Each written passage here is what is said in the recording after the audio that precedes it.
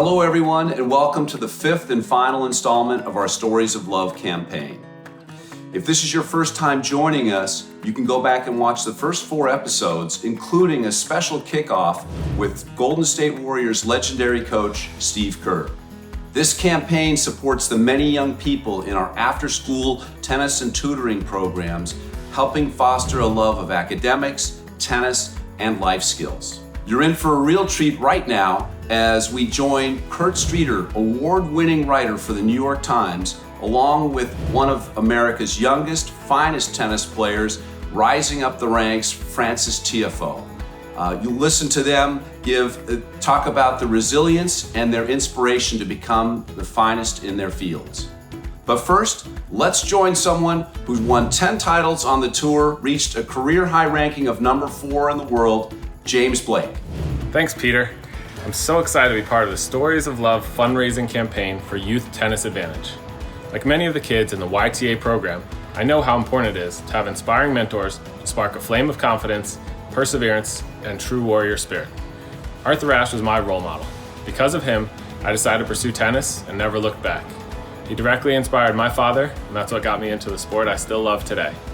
I love that every year, YTA honors someone with the Arthur Ashe Award of Excellence, because it shows that his legacy still lives on and is having a positive impact on the sport and shows that he is more than just an athlete.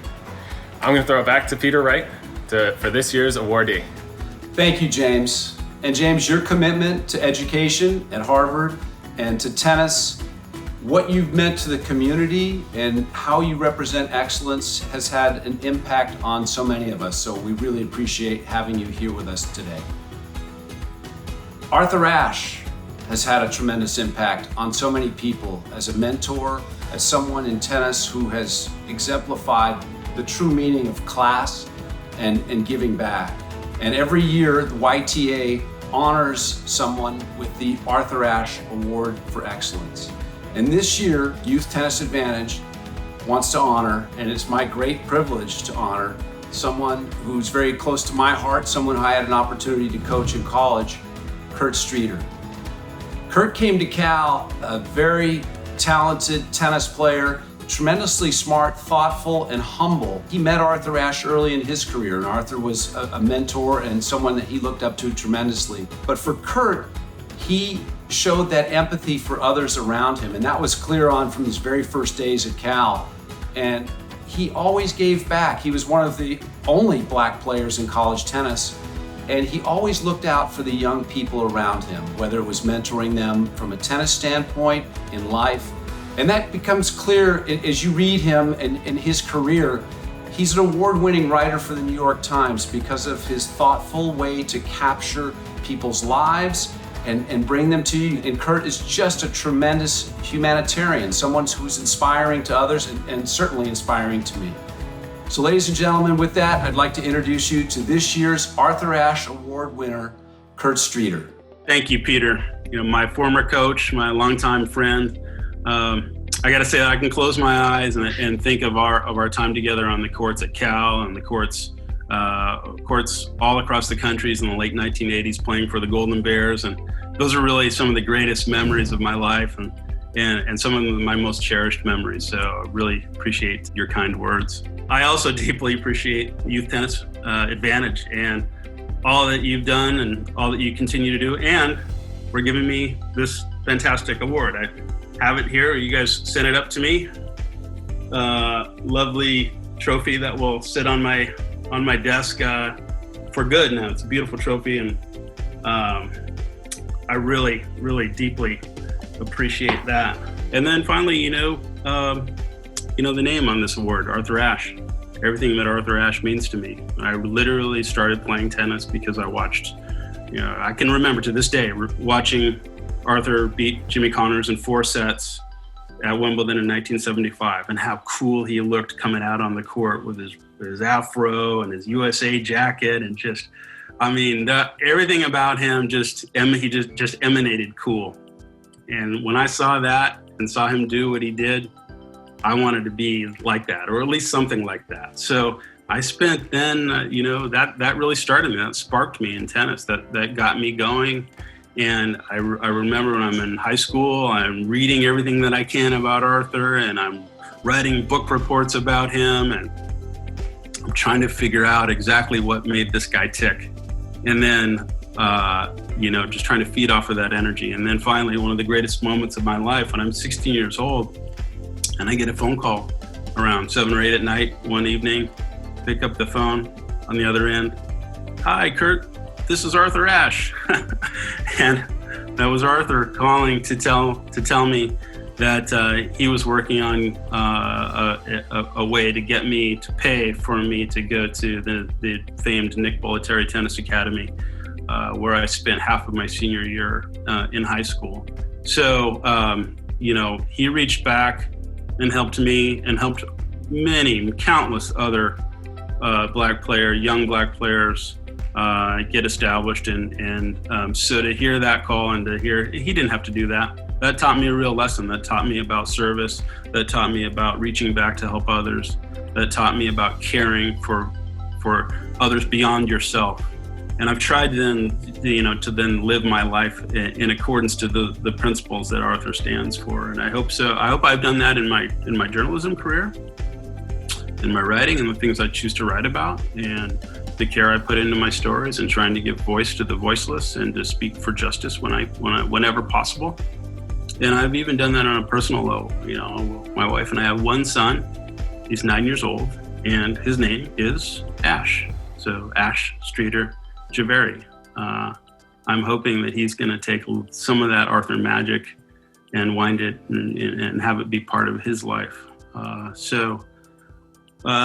really want to then just lastly, again, say just thank you so much for this honor. It means a great, great deal to me. This award is going to sit on my desk from here on in, and it's going to be by my side when I'm having writer's block and I'm on deadline and I'm struggling with inspiration, and I'm going to look over to it and I'm going to think of the lessons that Arthur taught me and also the inspiration that I get from YTA and see all the kids there and the way that the adults are helping out and passing on generation to generation. And the kids in this program are going to probably one day, hopefully, then come back and then give back in a similar way. So it's going to just energize me and always be very, very meaningful to me. So I really can't say enough thanks. I greatly appreciate you, and I greatly appreciate this honor. Thank you. Congratulations, Kurt. Congratulations, Kurt. Congratulations, Kurt. Congratulations, Kurt. Congratulations, Kurt. Someone I've known for a long time. I know that Kurt knows the history of the game better than anyone, played at a very high level, still loves the game, and writes about it with unbelievable class. So a few weeks ago, Kurt had a chance to sit down and chat with one of America's rising stars in tennis, Frances Tiafoe, another player I've gotten to know very well, and I'm very inspired to see what his future holds in the sport. But yeah, man, how's it going? How are you doing today? Everything cool, man. Everything's cool. Happy to be playing tennis and getting ready for yourself. Been training hard. I know everybody's, you tested positive for COVID a few weeks back, so I'm sure a lot of people are interested in how all that's going and how your health is right now. Right, 100%. So I feel good. There's been no complaints. Hey, I wanted to spin back a little bit to really, the origins of how you started playing tennis and how you got into it, how the game found you, right? Right. That's one of my favorite parts. Yeah. If you can you tell us a little bit about that? Just a brief summary of how you started, because it's pretty unusual. No, definitely unusual. So, my parents. Obviously immigrants from Sierra Leone. They just kind of grinded. My dad was a construction worker at the time. Mom working two jobs, being a nurse. So, my dad pretty much came along in the tennis academy. We literally helped one of the guys helped literally build the place. So when it opened up, he just asked the question to the CEO, Martin Blackman at the time, and Blackman was like, I have two kids, after school, I'd love to having them play tennis, being in their environment, being a good environment. So that's kind of how it went. Kind of just fell in love in the game that way, I think. none of that happened, we probably wouldn't be playing tennis. Just to get this straight, your dad helped build that facility? Right. That's pretty unusual, pretty cool. Yeah, exactly. Yeah, and then Martin was there at the facility. He was the coach there, Martin Blackman? Yeah, I mean, he was big for us. He was big for a lot of the kids, especially kids of color.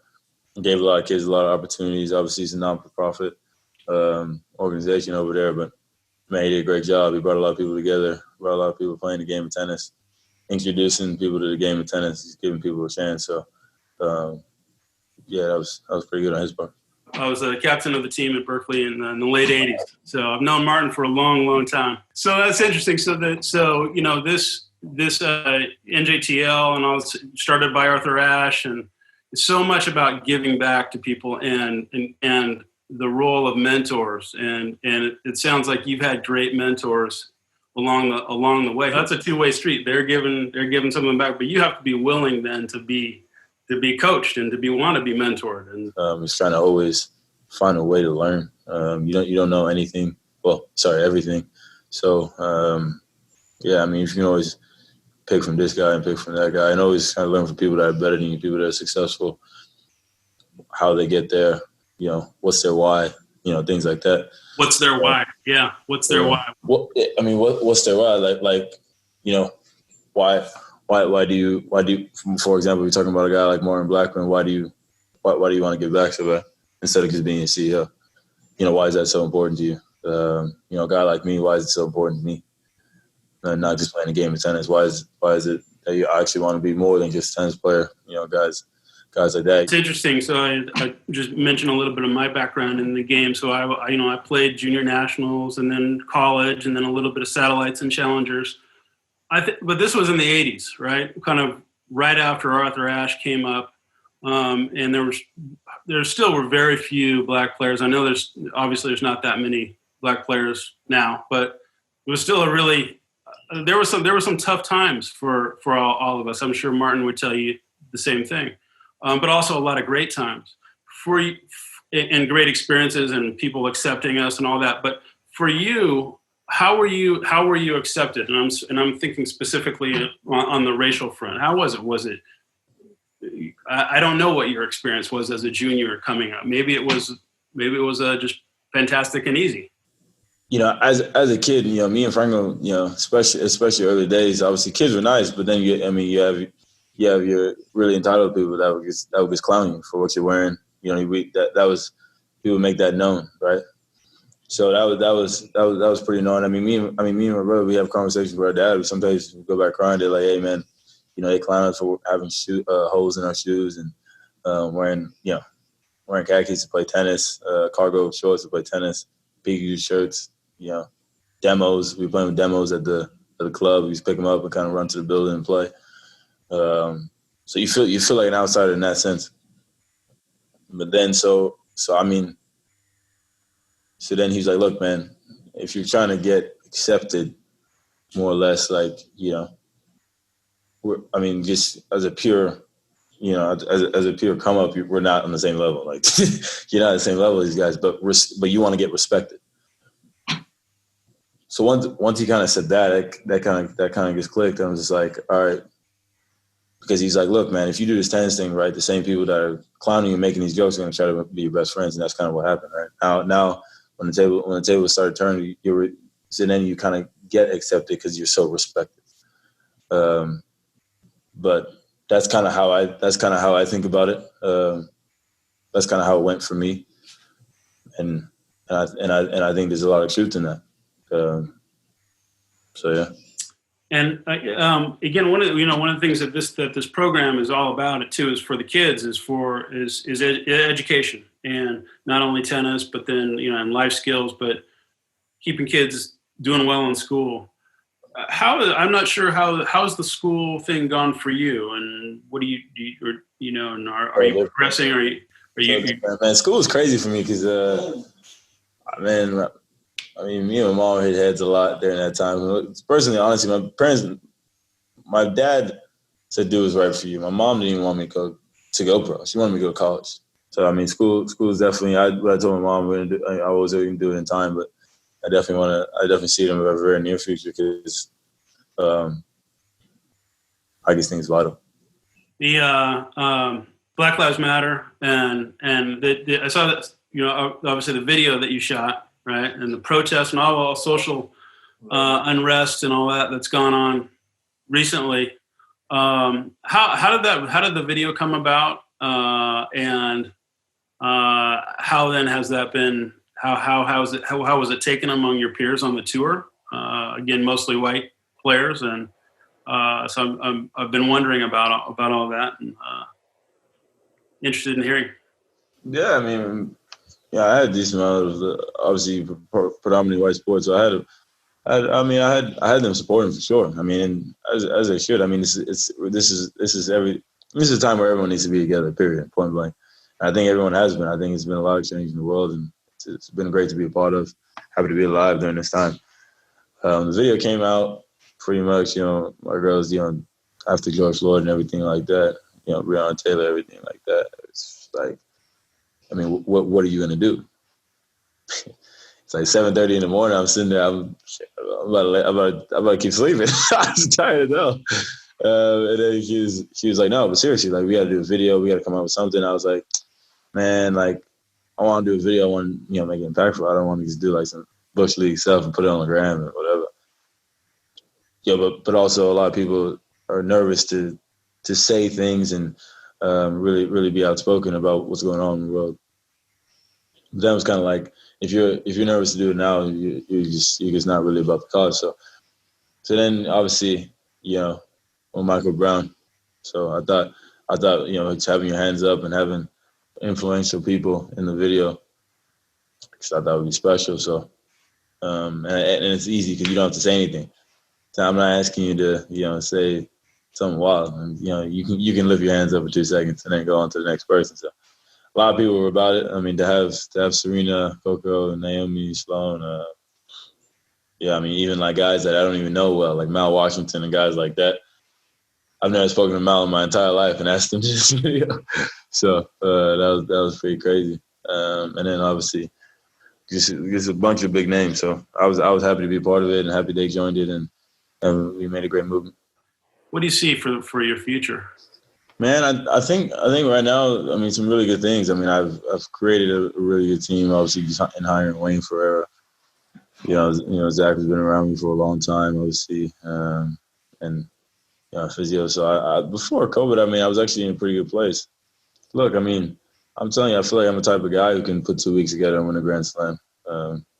How many? I mean, I'm not going to sit here and tell you that, but I think I can definitely put it together one time. A guy who can be in the top 10 for many years and always be contending for the big events. Personally, I mean, shortest term goal, I mean, obviously it's tough with everything going on with COVID, but I want to beat all the top guys, especially before they retire. But then I think about it. I mean, I don't want to only just be a great tennis player. What do I do for the people? It's me playing tennis, inspiring somebody else. Am I bringing people together? One kid who's had a little opportunity. So if I can get to a place where I can put a lot of people in that position to win and people around me to win, that's what it's about. I know some kids are going to be watching this, and if I'm let's say I've got a 9-year-old son that's just learning tennis now, what would be the number one tip that you would give to a kid who's just starting out, or maybe might be just an intermediate player, but really eager to just get better and have fun with the game? Overload on court time. I think you can't play enough tennis when you're that age. If you really love it, if you're really serious about it. After school, I was playing until they, cut the place down. I was just loving it. Watched a lot of tennis, learn, ask questions, really be a student of the game. Try to every day, try to get better. I think it's being around the game and actually watching tennis. I obviously learned a lot from playing tennis. I learned so much from watching tennis. Sometimes the coach probably would be that little kid sitting down and just watch the coaches, see what they say to the players, and I'll go and to open court and I'll go do it and come back, and if they're working on a guy's serve, tell them to do something on the serve, I'll go over there. I'll be like whiffing serves, but I'll be like, oh, he said do this. So, I'll put it together one time. So I think that's huge. But court time is very, very big because you can't hit enough balls when you're 8, 9. Shouldn't be getting tired because you're 8, 9. So I'm gonna tell my son that. yeah, exactly. I mean, you got energy overload at that time. So yeah, and then when they start competing, winning isn't everything, especially at that age. Like, obviously, yeah, compete your ass off, but winning isn't everything. Because you want to keep getting better. Because there's so many guys that when they were younger, they were so good, and then they kind of plateaued. You want to keep getting better. Win matches, but win playing the right way. So yeah. Good. Take care, Francis. Looking forward to writing about you in the future. Definitely, man. You take care, all right? All right, man. I'll see you. Yep. What a great conversation. Thank you, Kurt, for an incredible interview. And Francis, your smile lights up the room. It's just incredible. But also, I appreciate your humble nature, how you approach your craft, the passion you have for tennis, but also your value of education and how much that's played a role in your ascendance to being one of the top tennis players in the world. We talk about life skills and Youth Tennis Advantage, and Francis, you embody that. You embody the hard work that goes into not only the tennis part of what you do, but the academic part, the thoughtful part about what it takes to grow up and what it means to be special in the community and how tennis brought you to where you are. So that embodies what Youth Tennis Advantage is all about. It's about education, it's about tennis, it's about young people and our effects on them. And Francis, you talking about the mentors in your life, we so appreciate that, and we appreciate your effect and impact on the young people in our community and what that brings to our program. I also want to thank James Blake for his incredible contributions. Number 4 in the world, James, 10 tour titles. You're incredible. Thank you for being a part of this. Before we close, I'd like you to hear some final words from the amazing YTA kids we've heard from over the last few weeks. It would be amazing if you could keep funding YTA so that it can provide children an outlet just like it did for me.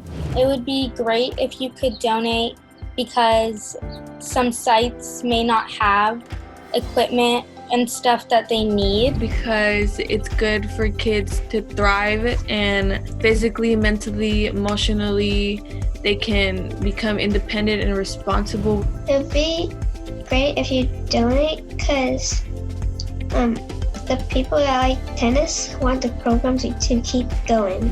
You can impact so many more kids than we already have right now, and they can turn out like me or even better. And you're the one who's making it so that these kids can get the opportunities they need to be successful and independent people in the world. The money that's generated towards the equipment, towards the costs of the program, really do have real life impacts on real people. You should donate to YTA because if you had your own kid in the program, they'd probably tell you how much they love YTA. They would tell you how great their mentors and coaches are and how much they care for them and how dedicated they are to your learning as a tennis player, as a student in school, and as a person overall. YTA will definitely change someone's life. You heard it, folks. YTA's impact is real.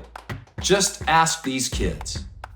I hope that you'll give to the Stories of Love campaign, and there are several ways to do that. One is to click on one of the amounts on the side of the screen here. Another is to text YTA to 44321. Please give generously. This is an incredible, impactful gift that you are making because we're looking at this from the long haul. These are challenging times. YTA serves our communities. It serves the young people well for education, for tennis, for life skills, and it creates an opportunity to mentor these young people into some of the fantastic people you've had an opportunity to meet in our Stories of Love campaign. On behalf of everyone at YTA, I thank you for your generosity.